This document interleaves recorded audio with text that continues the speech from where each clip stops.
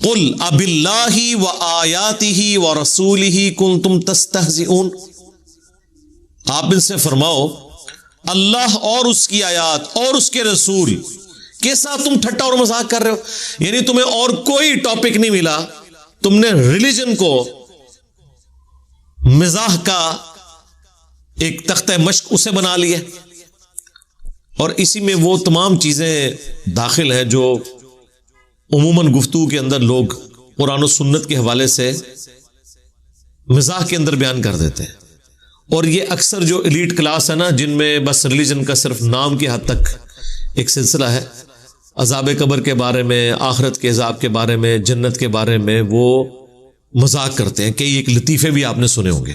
अब वो ऐसी चीज़ें नहीं है कि मैं उन्हें यहाँ बयान करके तो आपको एजुकेट करूँ कि इस किस्म के लतीफ़े सुनाए जाते हैं। आपने अक्सर सुने होंगे अपनी ज़िंदगी में, जन्नत के बारे में कोई लतीफ़ा, जहन्नम के बारे में कोई लतीफ़ा, कोई तौहीन आमेज़ कलिमात जो सराहतन कुरान और सुन्नत की तालीमात के खिलाफ हो या बगावत के ऊपर मबनी हो। अब कई लोग मजाक के तौर पे कहते हैं कि जी जो लोग जिन्हें हमने आइडियल बनाया हुआ है फिल्मी स्टार्स, अगर वो जहन्नम में होंगे तो हमने जन्नत में जाके क्या करना है। इस किस्म के लतीफ़े भी बने हुए हैं। अब ये वो सारी चीज़ें हैं जो अल्लाह और उसके रसूल की तालीमात का मजाक उड़ाना है। अज़ाब कब्र नहीं हो सकता, हम स्प्रे करवा लेंगे वहां पे, हम फलां कर लेंगे। ये वो बातें कई एक तो मैंने खुद सुनी है और वो अपनी जहालत की वजह से कर देते हैं, लेकिन इसकी वजह से इंसान दार इस्लाम से खारिज हो जाता है। और गम की हालत में तो अक्सर इस किस्म के जुमले आपको सुनने को मिलते हैं कि अल्लाह ने मेरा ही घर देख लिया था सारी मुसीबतों के लिए। ठीक है, जुल्म खुदादा। अब ये पंजाबी में अक्सर लोग बोल देते हैं, असल में तो उर्दू में बोला जाता है गजब खुदा का। ये जुमला तो बिल्कुल दुरुस्त है, क्योंकि अल्लाह ताला गजब फरमाने वाला है। इसीलिए तो हम दुआ करते हैं ना कि गैरिल मग़दूबि अलैहिम वलद्दाल्लीन, अल्लाह उन लोगों के रास्ते से बचाना जिन पर तेरा गजब हुआ और जो गुमराह है। तो अल्लाह ताला का गजब तो नाजिल होता है, अल्लाह ताला इताब भी फरमाता है, लेकिन अल्लाह ताला जुल्म नहीं करता। ये कलमाते कुफर है। जुल्म खुदा का, ये जुल्म खुदादा, ये बोलना किसी बात के ऊपर, ये कलमाते कुफर है, क्योंकि जुल्म एक नटोरियस चीज है और अल्लाह ताला की जात इस तरह की नटोरियस चीजों से पाक है। ये उम्मन बोल दिया जाता है।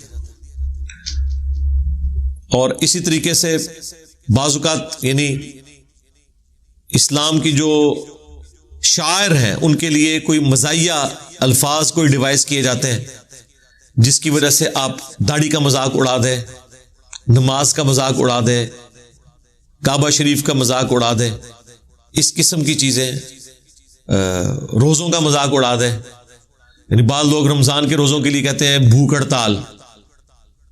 अब ये तो रोजे की तौहीन है, ये कलमाते कुफर है। इसलिए बोलते हुए सोचना चाहिए कि हम क्या कर रहे हैं।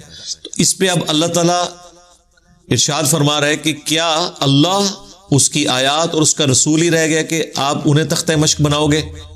ला तातज़िरू, बहाने मत बनाओ, कद कफरतुम बादा ईमानिकुम, तुम ईमान लाने के बाद दोबारा काफिर हो चुके हो। यानी कोई हल्का मामला नहीं है कि अल्लाह और उसके रसूल पे ईमान ले आए और कुरान और सुन्नत को फॉलो करना शुरू कर दिया और उसके बाद जब चाहा आपने कुरान और सुन्नत का मजाक भी उड़ा दिया। और अक्सर जो पढ़ा लिखा तबका है ना, उन्हें तो रिलीजन कोई यानी एक डॉगमा लेके डिल्यूजन के तौर पे वो चल रहे होते हैं, इसलिए उन्हें कोई फर्क नहीं पड़ता। कभी ज़कात के बारे में बोल दिया, जगह टैक्स है अल्लाह ने लगा दिया हमारे पे, ठीक है, टैक्स तो है और एक शरी पेनल्टी भी है माल जोड़ने के अगेंस्ट, लेकिन ये जुल्म पे मबनी नहीं है। जगह टैक्स जो मशहूर है वो तो है कि जुल्म पे मबनी, ये अल्लाह का रूल है। इस किस्म के जुमले बोलना जिनमें शरीयत की यानी मजाक उड़ाया जा रहा हो, ये सराहतन कुफरिया जुमले बोलना इस्लाम से इंसान को निकाल देता है। अलबत्ता अगर कोई अनजाने में कोई बात कर दे और उसकी उस तरफ तवज्जो ना हो और उसकी तवज्जो दिलाई जाए, वो मामला एक अलग है। लेकिन एक पूरी इंटेंशन के साथ इस तरह की गुफ्तगू करना, बल्कि उर्दू जुबान में तो कई एक मुहावरे बोले जाते हैं, जी मेरी आंतें कुल वल्लाह पढ़ रही हैं, मतलब ये अब वो यानी कोई भूखा है ना तो वो उसको इस तरीके से प्रेजेंट करता है, पहले पेट पूजा फिर काम दूजा। पेट पूजा, अब पेट में कोई चीज डालना ये उसकी कोई पूजा तो नहीं है, वर्शिप तो नहीं है, और इसको ये बोलना ये पूजा है, तो ये कलिमात कुफर है। अब ये वो चीजें हैं जो हमारी उर्दू लिंग्विस्टिक के अंदर एक मुहावरतन चीजें दाखिल हो चुकी हुई हैं और आम जिंदगी का हिस्सा बन चुकी हुई हैं, और लोग उमूमन बोलते हैं। जैसे ही आप ये किसी से सुने, छोटे से बड़े से, आपका काम है कि फौरन सोच के उसे टोक दें कि यार ये तुम क्या बात कर रहे हो। अल्लाह ताला तो इस मामले में इतना सेंसिटिव है कि बुखारी मुस्लिम में हदीस है कि जमाने को गाली मत दो, जमाना मैं हूं, हालांकि जमाना तो अल्लाह की एक मखलूक है ना, यानी इसको डिराइव करने वाला मैं हूं। आप मौसम के ऊपर भी डिस्कशन कर सकते हैं कि आज ठंड है, आज गर्मी है, यह आपका राइट है, लेकिन जब इससे आगे बढ़ते हैं ना, आप इस पर क्रिटिसिज्म शुरू कर देते हैं, क्या मुसीबत की तू बारिश आ गई, मैं तो जाना सी नहीं, ये अल्लाह ताला के डिसीजन की वजह से आई है। ठीक है, हो सकता है इसी में बेहतरी हो आपके लिए, ना भी हो तब भी अल्लाह के फैसलों को कोई चैलेंज नहीं कर सकता। तो कोशिश करें कि मौसम के एतबार से बस उतना ही तबसरा करें कि जिसमें आप शरीयत की लिमिट को क्रॉस ना करें। बाज़ को जेन्युइन जरूरत पड़ जाती है, जिस तरह अब ठंड है, हम लोगों को कहते हैं कि भाई बड़ा खतरनाक मौसम है, आपने मोटर बाइक पे बैठना है, मास्क यूज करें, हेलमेट यूज करें, खांसी लग सकती है, और आप जोशानदा इस्तेमाल करें, शहद पिएं, ये तो ठीक है, आपके सारे प्रिकॉशंस हैं इस हवाले से। लेकिन हम अगर इस मौसम का गिला करना शुरू कर देंगे ये क्यों आ गया, तो ये अब अल्लाह ताला की कुदरत को, उसके फैसलों को चैलेंज करने के मुतरादिफ है। आ गया, आपने उसके अंदर परफॉर्म करना है और अल्लाह ताला का हर हाल में शुक्र अदा करना, इवन तकलीफ के दौरान भी। तकलीफ तो इंसान को होती है, ज़ाहिर है। बुखारी में हदीस है, नबी इस्लाम का बेटा जब फौत हुआ इब्राहिम, तो आप इस्लाम की आंखों से आंसू रवा थे। साहबा ने कहा या रसूलल्लाह, तो आपने फरमाया ये शफकत और रहमत है। ठीक है, और फिर नबी इस्लाम ने कहा कि दिल गमगीन है, आंखें अश्कबार है, लेकिन हम यही कहेंगे जो अल्लाह की मर्जी, इन्ना लिल्लाहि व इन्ना इलैहि राजिऊन। लेकिन वो तकलीफ को एक्सप्रेस करने का जरिया अल्लाह ने अपनी जगह बनाया हुआ है, लेकिन आपने इन चीजों को ठट्टा और मजाक नहीं बनाना, दीन को नहीं बनाना। और बड़े टॉपिक्स हैं आप कर सकते हैं, लेकिन दीन और उससे मुतल्लिका चीजों के बारे में नहीं करना, और ना अपने सामने होने देना है। और अगर कमजोर है तो आपके सामने हो रहा है, आपने वहां से उठ जाना है कि भाई मैं इस मजलिस का हिस्सा नहीं बनूंगा जिसमें इस तरीके से डिस्कशन हो रही है, जिसमें कुरान और सुन्नत का मजाक उड़ाया जा रहा है। अब ये देखें, पंजाबी जुबान में एक मुहावरतन जो जुमला बोला जाता है, ये कलमाते कुफर है। ए जहां मिठा अगला किसने डिठा, ये आखिरत का इनकार है इसमें, दबे अल्फाज में। यानी ये इस जहान की जो नेमतें हैं वो मीठी हैं, और आखिरत किसने देखी है, यानी मुराद ये कि पता नहीं होनी है नहीं होनी, जन्नत है या नहीं, जहन्नम है या नहीं। अब इस तरह की गुफ्तगू करना जिसमें आप आखिरत के वादों के एतबार से शक के अंदर मुब्तला हो गए, ये कलमाते कुफर है। इसी तरीके से कई एक गाने ऐसे इश्के मजाजी के अंदर बनाए जाते हैं जिसमें आप जो प्रोटोकॉल खुदा का था, गॉड का था, इलाह का था, वो आप अपने महबूब को देना शुरू कर देते हैं। मैं तेरे सामने होता तो सजदा कर देता तुझे, इस किस्म के। मुझे तो चूंकि गाने आते नहीं, आप में से कई लोगों को शायद कुछ शेर याद भी हो, वो आप कभी गौर करेंगे ना तो वो आपको खुद अंदाजा होगा कि यार ये तो बड़ा अजीब सा जुमला, ये तो बीच में अल्लाह ताला की जात को आपने तख्ते मश्क बना दी है इस हवाले से गुफ्तगू करते हुए। कई एक कुफरिया गाने हैं जो मतलब इंडियन फिल्मों के अंदर होते हैं, और हमारे लोग भी गुनगुना रहे होते हैं। ठीक है ना जी, और यानी वो महबूब की इबादत का जिक्र उसमें कर रहे होते हैं, उसको सजदा करने का जिक्र कर रहे होते हैं। ठीक है जी, और नमाज इश्क की बात कर रहे होते हैं, और नमाज इश्क भी अल्लाह की नहीं पढ़ रहे होते हैं, अपने महबूब की पढ़ रहे होते हैं, और कहते हैं नहीं जी ये भी उधर ही ले जाता है। उधर नहीं लेके जाता भाई। किसी साहबी ने, किसी पैगंबर ने इश्क मजाजी नहीं किया, जान जरूर छुड़ाई है इश्क मजाजी से हज़रत यूसुफ अलैहिस्सलाम ने। ठीक है ना, आप देखें कुरान में अल्लाह ताला ने यानी इस चीज का जिक्र किया है कि जिसमें एक औरत ने मर्द को बहकाने की कोशिश की, लेकिन उम्र ये होता है कि मर्द औरतों को बहकाते हैं। इस तरह का कोई वाकया कुरान में नहीं आया हुआ।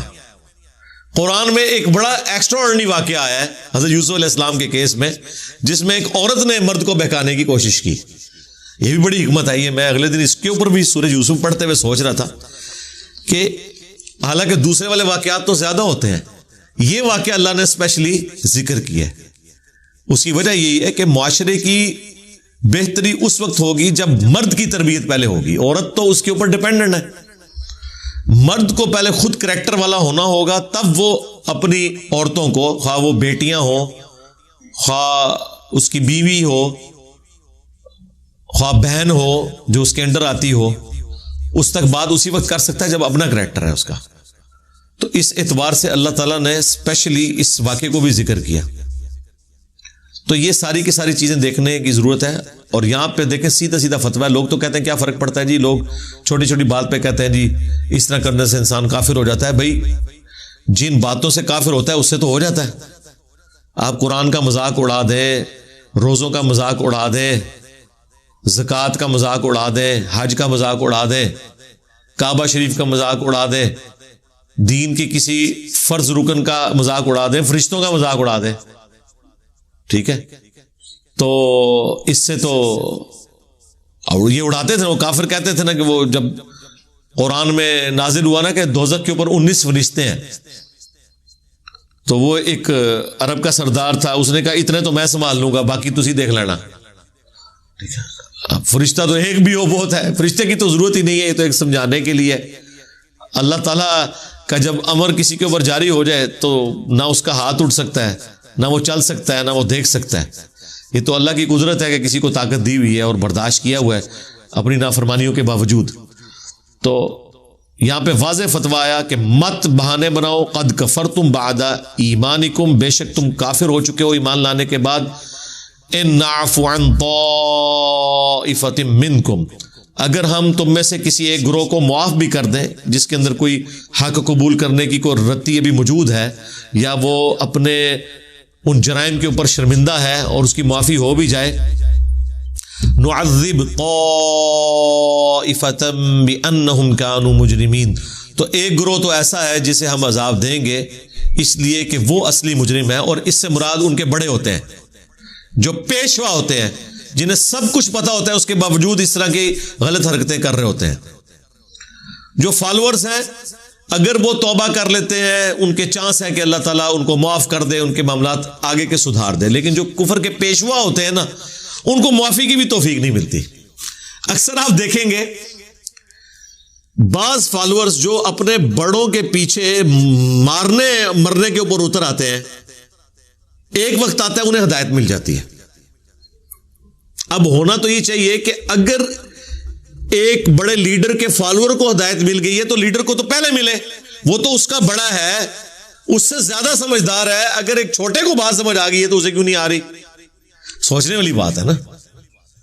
वो इसलिए नहीं आती कि वो ये दूसरी कैटेगरी में फॉल करते हैं कि ये असल मुजरिम है।